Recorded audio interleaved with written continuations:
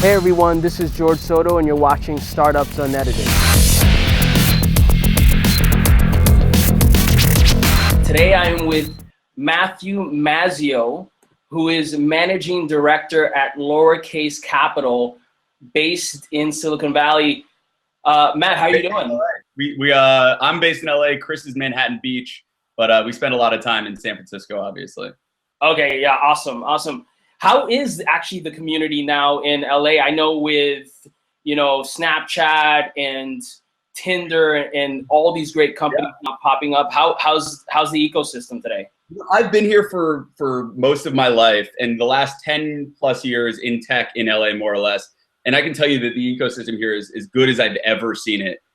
Incredible teams getting built, more capital than ever before being deployed here, funds that are focused on LA, and a lot of teams that have incredible technical chops building great products here. And so everything from e-com to social mobile apps, and I mean, the whole video ecosystem is really dominated here in LA. And that makes sense, I think, as we think about where the kind of the hubs of content are in New York and Los Angeles. So it's always.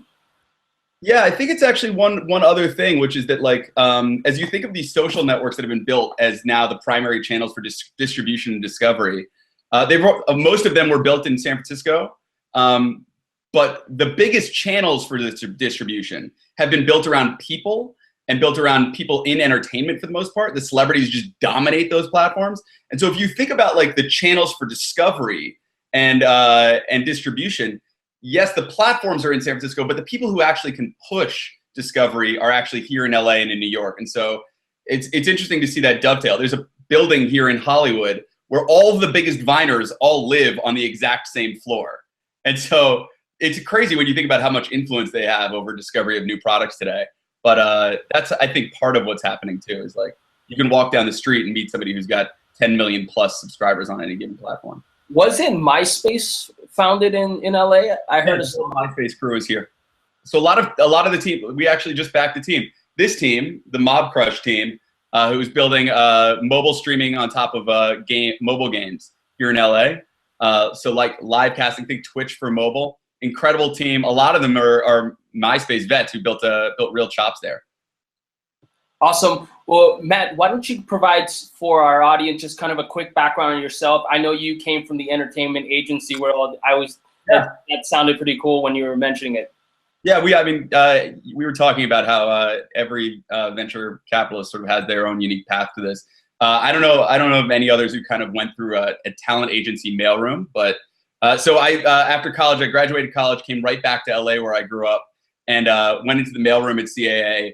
And my job there was sort of building out new revenue streams for the company. And so I joined as the company was exploding into all these different categories of representation beyond just traditional film, television, and music, where CAA represented everybody from Oprah and Seacrest and Spielberg and LeBron James and sort of all of the biggest names in entertainment. My job was helping find new avenues for revenue. And we ended up focusing a lot. I spent most of my time on venture and digital. And that meant one part filtering technology companies as they wanted to come in and partner with our talent. One part working with technology companies, helping them think about how to navigate LA, the studios and the networks, the sports teams and leagues. And then actually building startup companies from within CAA, like Funny or Die, where we would build the business plan, raise venture funding, bring in talent and management as the opportunity arose, and then spin those companies out. And so kind of got to play this interesting quasi role between venture, tech, startup, and agent, and then represented a bunch of talent from the digital space too. And so people like Michelle Phan and Phil DeFranco, sort of as they were establishing these distribution networks and building businesses on top. And then we launched a venture fund, CAA Ventures, which is still running today. There's a whole team of great people running it. Yeah, I mean, I've visited CAA a few times when I was working at a couple social companies in the past. It's a phenomenal, big, very big company. Yeah, and great teams, great. I love that. It honestly, like, I still love the culture there. The clients were amazing, some of the most creative people on the planet, and always willing to experiment and push the needle. I think that's why a lot of those clients are so big on dominant social networks, is they were just the first to jump into that pool on a lot of those platforms and willing to take a risk when we didn't really know what those platforms would become, whether it was crowdfunding or social or live streaming on video. They were always sort of first to do that. It was great.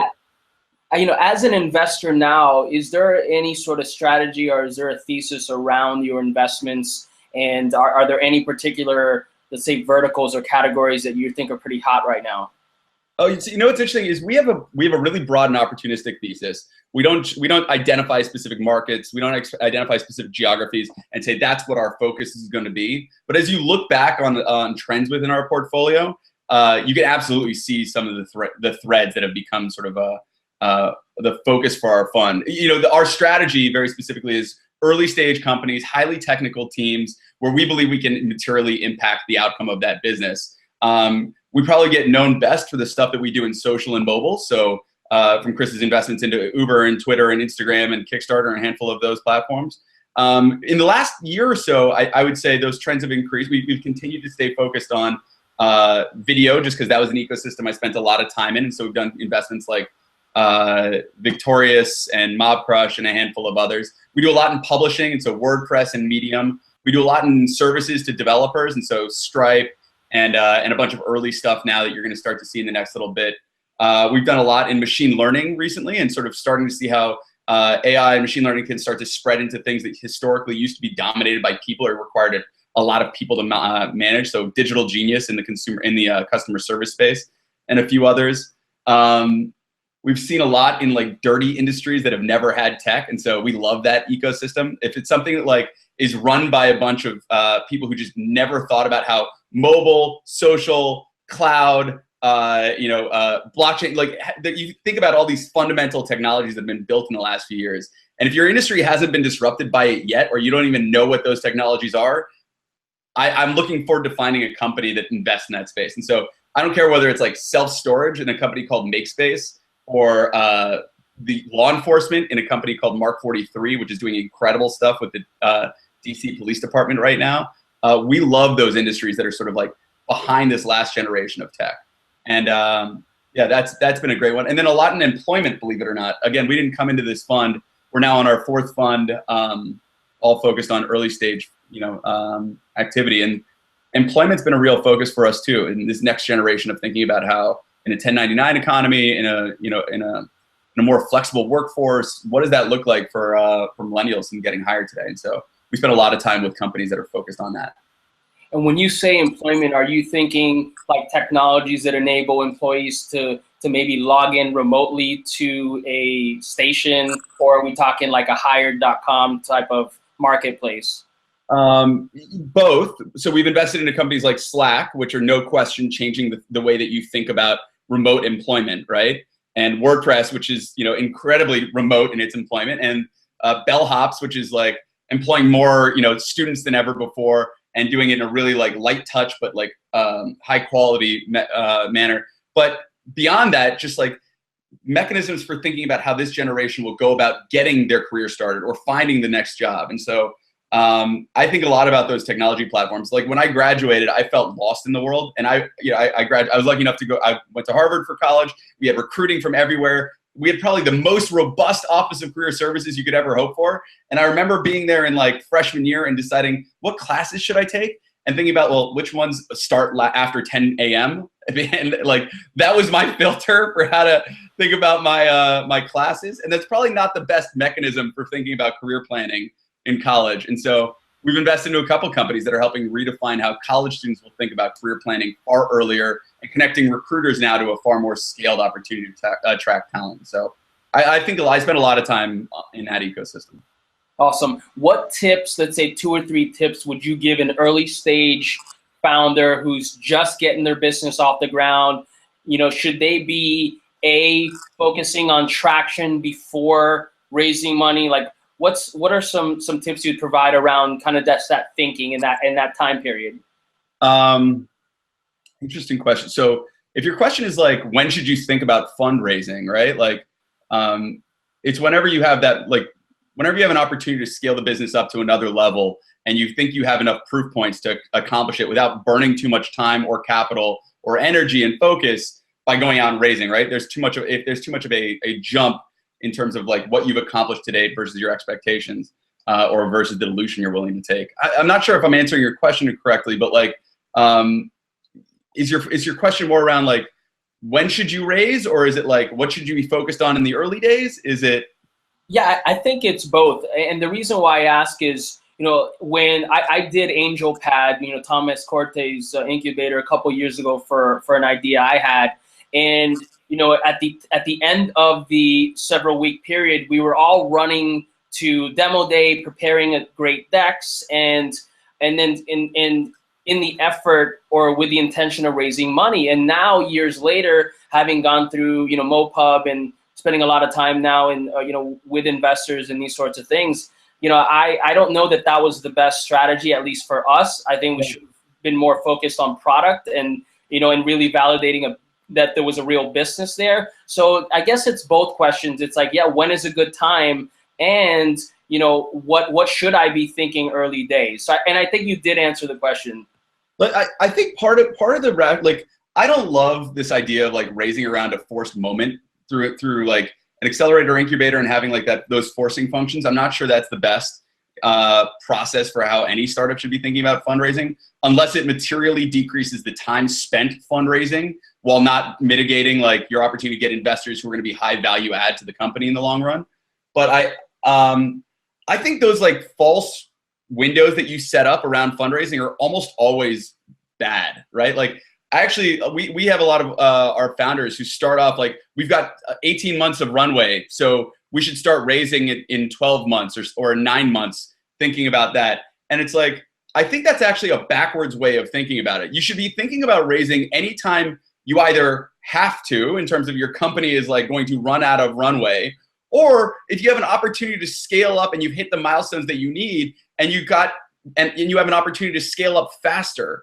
And so, I care more about like hitting milestones. And I would actually like say, don't raise money until you have to, or until the opportunity is overwhelmingly such that you can and will materially add value to the company. Don't base it around like some artificial timing of like 3-month program. Don't raise it around like some artificial timing of, oh shit, we're gonna run out of money in 18 months. I need to raise in like 6.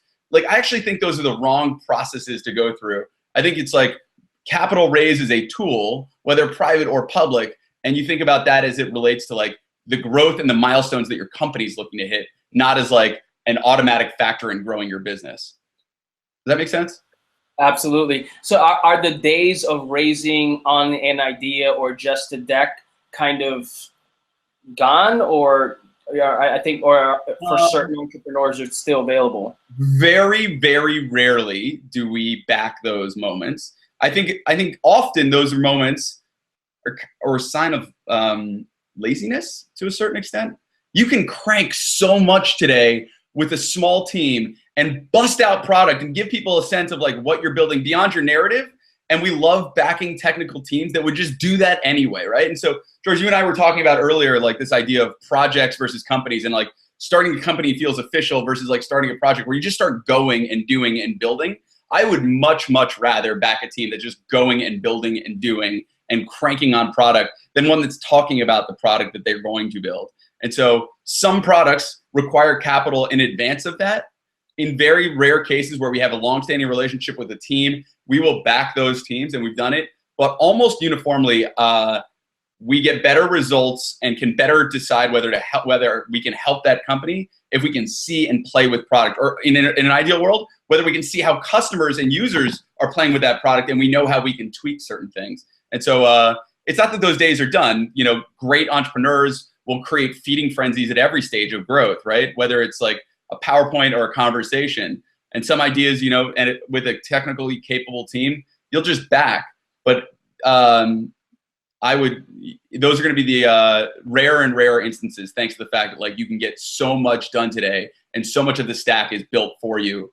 You can get a lot done on a laptop with a little bit of cranking and a nimble team. Absolutely. I remember I started a company in 2005 that was trying to be MySpace for travel. In fact, Pete Cashmore bashed us in 06.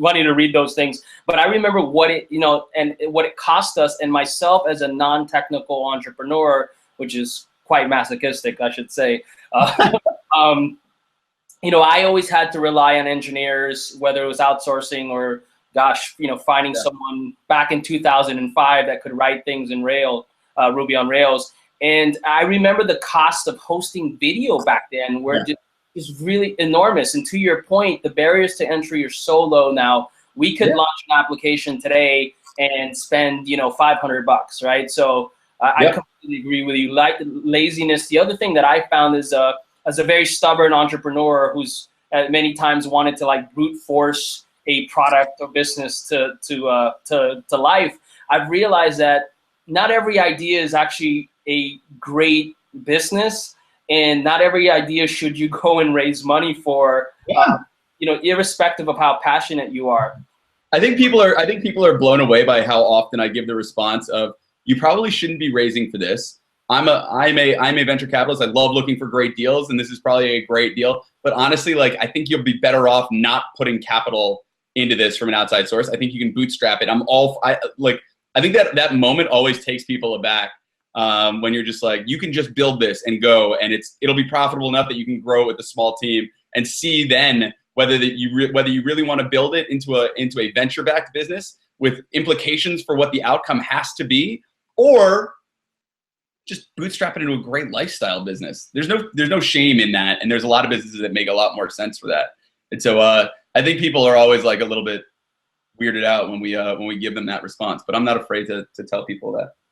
Well, it's certainly authentic. Well, Matthew, thank you so much again. I know you're a busy guy down in LA. I love LA. I'm going to be there in a couple months. Come hang, man. Tienes que visitarme. I'll ping you when I get out there. There are a couple former Mopub guys who are spinning up some things down there, so I'm going to go and check it out.